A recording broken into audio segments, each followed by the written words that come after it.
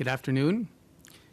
Today, there are 127 new cases of COVID-19 in Ontario. There are 145 people in hospital, 149 in intensive care due to COVID-related critical illness, and I'm sorry to report that there have been 2 more deaths of COVID-19. A total of 13,586 tests were processed yesterday with a percent positivity of 0.9%. So overall, the numbers continue to trend in the right direction. For the vaccine data, with respect to COVID-19 vaccines, local public health agencies, pharmacists, primary care physicians, paramedics across the province have now been administering more than 18.3 million doses since the start of the rollout. 79% of Ontarians aged 12 and over have received 1 dose, and close to 62% have received 2 doses. That means that almost 8 out of 10 eligible Ontarians made the important decision to protect themselves, their family, their community, their schools, colleges, and universities and workplaces with at least 1 dose of the vaccine. Thank you for making that decision, but your job's not over yet. Please get that second shot to make sure that your loved ones are as protected as possible against COVID-19, especially the Delta variant, which needs 2 doses for maximum protection. Around 2.2 million Ontarians still need their second doses. Please get them soon. It leaves around 2 in 10 eligible Ontarians who have not received a single dose at a time when we are seeing our vaccination rates slowing and the risk of Delta increasing across the globe. This means that over 4 million people in Ontario remain unvaccinated. That figure includes individuals who can't get the shot yet, so those that are younger, 11 and under. That leaves around 2.5 million Ontarians who are eligible to get the vaccine but have not done so yet. This is despite having great capacity across Ontario, a steady supply of all mRNA vaccines, including 1.2 million doses of Pfizer this week, and it's anticipated we'll receive another 1.5 million doses of Pfizer next week in Ontario. I know there are still many individuals who might be undecided or are not sure of the benefits of getting vaccinated. So let me take this opportunity to tell you why I encourage every single Ontarian to go out and get the shot as soon as possible. The vaccine is very good at preventing new infections. It is excellent at keeping people out of the hospital, and our goal has always been to protect our healthcare system and reduce morbidity and mortality. The vaccine's also safe and effective. According to data from Public Health Ontario for the month of June, the risk of COVID-19 was 4.7 times higher in unvaccinated individuals compared to those fully vaccinated, and 3.4 times higher compared to those that are partially vaccinated. While the rate of hospitalization has been low in June, it is still 3 times higher in unvaccinated individuals compared to those who had received at least 1 dose. As a result of the direct effects of Ontario's vaccination program, Public Health Ontario has estimated that 30,395 cases amongst individuals 18 and over have been prevented to date, which is remarkable.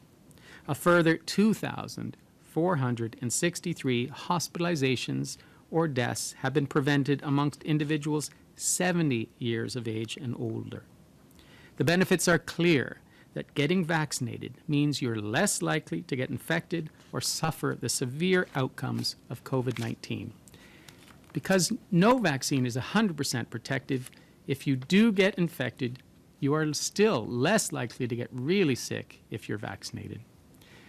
And also, time is of the essence.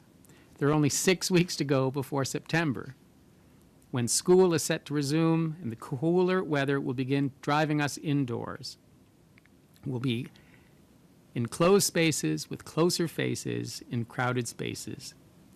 So our risk will be going up very shortly.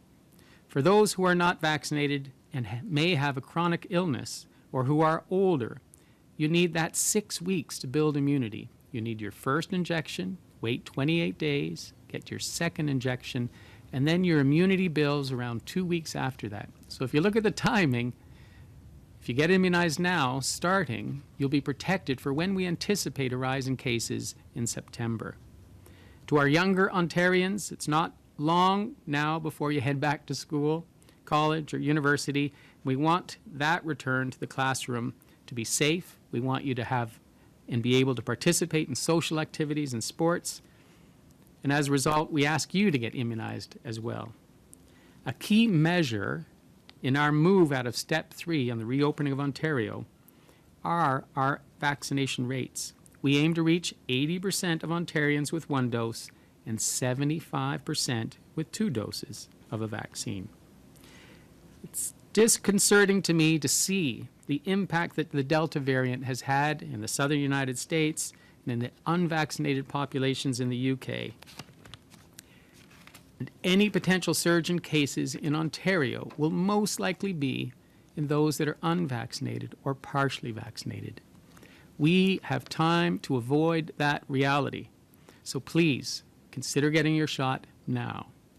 And if you have an appointment scheduled for later in the summer or early fall, you can rebook for an earlier date to ensure you receive your maximum protection as soon as possible. We just need 28 days separating between the doses. So please consider calling your health unit, going on their booking system, or visiting ontario.ca and rebooking your appointment for that 28-day separation. To reach as many Ontarians as possible, we are taking a multifaceted approach to provide vaccine. We continue to work with all of our partners, local public health agencies, community organizations, primary care providers, pharmacists, and others to address barriers and ensure everyone who wants the vaccine can receive it. More and more pharmacists and public health units are offering walk-in clinics, and our primary care providers are playing an even larger role as we continue to vaccinate harder-to-reach patients and combat hesitancy. In many cases, your trusted primary care provider will have had a long-time relationship with you and can provide the confidence in getting vaccinated that you may need. If you get a call from your doctor's office about when they can help schedule you for COVID-19 vaccination, please take the time to speak with them about any concerns or questions you may have. A recent survey of the Ontario Medical Association of their physicians found that 98% of the respondents have already received both doses of a COVID vaccine. This is a resounding vote of confidence from our medical professionals about the benefits of vaccine. To Ontarians who have already received their vaccine and their 2 doses, thank you so much. To those who have yet to receive their vaccine or their second dose, now is the time to step up and get the shot so that you can build your immunity before public health measures are further loosened and before the cooler weather arrives in September. There is an ample supply of both mRNA vaccines, including Pfizer and Moderna, and our healthcare providers are ready and willing and keen to provide you with your shot. We know there will be an increase in cases as we reopen the economy and we move into the fall. But by increasing immunization rates to the highest level possible, we best protect ourselves, our community, our health system, and our economy. So I am reminding Ontarians that this is an ongoing call for arms. Time is of the essence. We need to build a wall of immunity around every community in Ontario, and we're all in this together. The highest immunization rate we can achieve will protect all of us. There is a risk we see in a rise in cases amongst the unvaccinated and partially vaccinated, so we must encourage everyone to get immunized now. Now I'm happy to take any questions. We'll go to the phone lines. Just a reminder, 1 question, 1 follow-up. Over to the first question, please. From Chris Rashew, the Toronto Star. Oh, hi there. Hi, Dr. Moore. Thanks for taking my questions. I was just wondering about concerns about the slowdown in vaccine uptake. If this continues, is it maybe time to consider some sort of proof of vaccination or other incentives, as we see elsewhere, to get these numbers up? Well, good question. I think we'll follow the data. I am monitoring this on a daily basis, as well as every member of the task force, and I'm sure all public health units are monitoring their rates on an ongoing basis. They've started to try to have multimodal methods. I've heard of some health units have buses going to beaches, working at malls, trying to get the message out to younger population that has a lower immunization rate. So I think we have time yet to try to use as many means as possible before we have to move to incentives and or any other policy approach. Follow up? Thank you. And I'm just wondering, with regards to back to school, where exactly you are right now in planning for the fall and what it's going to look like and what kind of things you're considering for schools. So we've just received the science tables feedback and recommendations for the fall. That has been given to the Minister of Education and his team at the ministry, and we provide ongoing advice to them. I do believe that they are reviewing it and all of its recommendations and will be incorporating that into their fall plan. We continue to provide advice to the minister. As my predecessor, Dr. Williams, has said, we want schools to be fully open, the first to open and the last to close, and I've confirmed that with all of my colleagues, fellow medical officers of health across Ontario. That is our aim and our goal, to get the schools open as fully as possible. We will be able to achieve that as well safely with the highest immunization rate going into September. So another call for all students 12 to 17 to get immunized as soon as possible so we can have a safe opening of all of our schools. Next question. From Randy Rath with CHGV. Yeah, hi, Doctor. We seem to have a situation where most people have been vaccinated, and it's really hard. It's very unlikely that they're going to contract COVID, and even if they do, they're not going to end up in the hospital. But there still seems to be a culture of fear around COVID, that vaccinated people have to mask and separate themselves from other people. When will we be able to drop that culture of fear? When will how many people need to be vaccinated before we can get back to normal and not masking and not having to fear the person standing next to us? Well, great question. Certainly, I'd love Ontario to have one of the highest vaccination rates in the world. The modeling, though, tells us that once we're at around 90% of the population immunized, eligible population immunized, that the risk of Delta, which is much more infectious than the other strains, will be less for us. I am concerned monitoring Delta's activity across the southern United States, across the UK and elsewhere, of its potential rise in the fall, and it would rise and spread mainly in unvaccinated groups. So as I said earlier, we have around 4 million plus individuals who haven't taken benefit of the vaccine to date.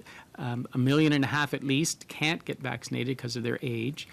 So the call today was really for that 2.4 million individuals to come forward and get immunized. The highest rate we have will allow our society to return to a more normal state, a post-pandemic era, with less fear, because there'll be less risk of the virus spreading in our communities, spreading to vulnerable populations, spreading in long-term care facilities, or overwhelming our health system.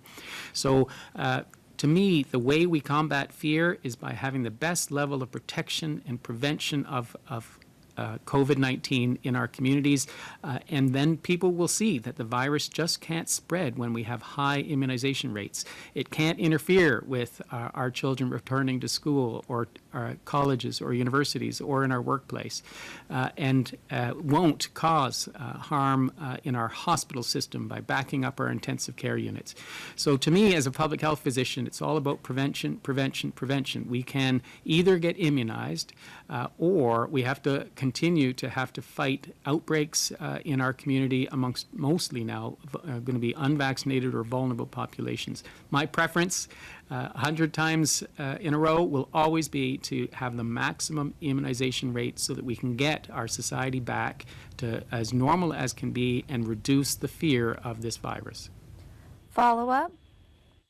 What risk are faced what risks do unvaccinated people that choose not to get vaccinated, pose to vaccinated people? So it all depends on the proportion. If we remain at around 20% of the population unvaccinated, we won't build a community immunity, and you'll get breakthrough infections in those individuals that are vaccinated, because not all individuals, especially those that are elderly or vulnerable or immune suppressed, and or are receiving dialysis, for example, will get full protection of the vaccine. So the higher the proportion of our population immunized, the less we'll have to worry about those vulnerable people getting COVID despite getting vaccinated. So that is the concern, that unvaccinated still pose a risk because we haven't built enough community immunity against the virus, and it would cause breakthrough infections. But I'm confident from the modeling that I've seen that if we can achieve a higher rate of infection heading into September, like in the high 80s, 90s, then the fear of this virus will diminish. Its ability to spread in our communities will diminish. Its ability to interfere with our life and lifestyles will diminish, and we can get back to normal. That's why the call is today, and has been for the last 3 times I've spoken, to get immunized. It's our way out of this pandemic. Next question. From John McGrath with GVO. Good afternoon, Doctor. Last week, the Premier was asked about the possibility of bringing in some kind of provincial vaccine pass, a more rigorous proof of vaccination for people. He said it was a hard no, and he said that you agreed with him. I'm wondering if that's accurate. Would you say that you are not considering any kind of vaccine pass system for Ontario? Well, that would be a government decision. It wouldn't be my decision. I only advise government. And anyone that wants their certificates of vaccination, you can download it to get your 2-dose documentation, and you can use that as validation that you have been vaccinated, if that's ever required. So that means of validating has always been present, and it's downloadable through the ontario.ca website. I've done the same and printed them out to have them if I'm ever asked, either in a workplace and or if I'm traveling. The goal for us is to have the highest level of immunization possible, and I absolutely want to do that as best we can through a voluntary means. Ontarians have been wonderful. 8 out of 10 eligible Ontarians have stepped up and gotten their first doses, and we're close to having that same number second doses. Now that we have Delta as our main threat internationally, and the highest it's over 80% of the samples that we've detected in Ontario on a daily basis now being Delta. We need a slightly higher percentage than what we set as a previous goal. I do believe through the hard work of our local public health agencies, with our family physicians, with our pharmacists, we can achieve it. We just have to draw the attention to Ontarians that this is our way out. This is our ticket to getting to a post-pandemic world where we don't have to, as the previous reporter had asked, live in fear, and we can get on with our lives in a much safer environment, and potentially without any public health measures if we can keep the rate of immunization as high as that. Follow-up. But you have said, even just today, that you'd like to get us to 90% in order to stave off Delta. Based on where we are now and the current sort of pace of things, it seems really unlikely that we're going to get there absent more either coercive measures or incentives or something. Is there, you talked about following the data earlier. I mean, could you imagine a scenario in which you ring up the Premier one day and say, like, this isn't working, we're not going to get to where we need to be, we need to try something else, and that could be a vaccine pass or incentives or something new? Yeah, so I've heard of multiple different immunizers starting to review the possibility for incentives, and I think that's reasonable in this environment as we we talk about it's the last mile or last kilometer that we're trying to really reach protection at the highest level for Ontarians. And I think we'll look at all possibilities of trying to achieve that, whether it's through different partners in immunization incentivizing and or ensuring that the accessibility and the availability of immunization increases. I think we can still do a lot of work before we have to have any type of mandatory passport and or mandate of vaccination. Just in follow-up, though, I would suggest that as a regulated health professional like myself, I'm so proud of my colleagues, physicians that have on the survey achieved 98%. I do think it's the responsibility and obligation of any health professional to be immunized. If you're taking care of patients, that you should get the vaccine. This is a highly safe, highly effective vaccine that can reduce the risk of harm in a hospital or clinic setting and reduce the risk of transmission. So I do call on any healthcare professional as a professional to exercise their judgment and get immunized as soon as possible. Last question. From Allison Jones with the Canadian Press. Hi, Dr. Moore. Following up on the science tables report, there's been a lot of chatter about the masking recommendations. As I read it, it was suggesting that if the risk is low, masking should be permissive in schools, but also follow local public health guidance. I'm wondering if there's a specific level that you feel is low enough that kids could safely go unmasked in schools. So that's a good question. I have read that. It was just released yesterday, so in a very low-risk setting. So that would be in a region with, I would think, less than 10 per 100,000 cases per week. That would be a permissive approach. And they also recommended regional approaches to the provision of public health advice to school boards. That may be difficult to implement, and it may be that we have a very cautious start in September and then monitor the situation, because I don't know if it will achieve the that high community immunity that we need in September. So that's a decision I don't believe has been made as of yet. I do like the data-driven decision making and based on risk. And as you move to a moderate or severe risk, I do believe the science table recommended masking in place to prevent transmission in the school setting, and to me that makes sense. It's all about how we anticipate September turning out in Ontario and monitoring the data as we move to that date. We still have 6 to 7 weeks to monitor that very, very closely and make appropriate decisions. Follow up, and this is the last question. Then you had mentioned that you expect cases to start rising in September. Does that mean that you think that we, at this point, it's looking like we will not be at a level for September where you would feel comfortable with kids going unmasked in schools?